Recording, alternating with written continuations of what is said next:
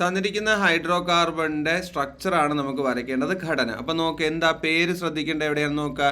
പെൻഡ് എന്ന വാക്കാണ് നമ്മൾ ശ്രദ്ധിക്കേണ്ടത്. പെൻഡ് കണ്ടല്ലോ, ഇംഗ്ലീഷിലെ പെൻഡ്. പെൻഡ് എന്ന് വെച്ചാൽ എന്തുവാണ്ട് മെത്ത്, അതാണെങ്കിൽ എത്ത്, അതാണെങ്കിൽ പ്രോപ്പ്, അതാണെങ്കിൽ ബ്യൂട്ട്, അതാണെങ്കിൽ പെൻഡ്. അത് കഴിഞ്ഞിട്ട് എയിൻ ആണെന്ന് നോക്കണം. ANE എന്ന് പറയുമ്പോൾ എന്ത് കൊടുക്കണം? സിംഗിൾ ബോണ്ട് എല്ലായിടത്തും കൊടുക്കണം. എന്ത് കൊടുക്കണം?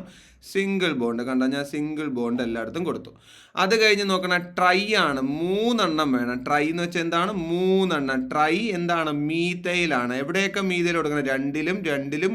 നോക്കി, ഇതാണല്ലോ 2. ഇത് ഒന്നാമത്തെ കാർബൺ, ഇത് രണ്ടാമത്തെ. അപ്പോൾ ഇവിടെ ഒരു മീതൈൽ. മീതൈൽ എന്ന് പറയുമ്പോൾ CH3. അപ്പോൾ മുകളിലും എന്തുണ്ട്? മീതൈൽ. എന്തുകൊണ്ടാണ് ഇങ്ങനെ എഴുതാൻ കാര്യം? 2 കണ്ടോ, 2 2ൽ 2 എണ്ണം. അനക്ക് മൂന്നാമത്തേലുണ്ട്. മൂന്നാമത്തേലും ഒരു മീതൈൽ. കഴിഞ്ഞു പരിപാടി. ഇനി ഹൈഡ്രജൻ എണ്ണണം. ഇവിടെ ഒരെണ്ണം ഉണ്ട്. അപ്പോൾ ബാക്കി എത്ര ഹൈഡ്രജൻ? 3 എണ്ണം.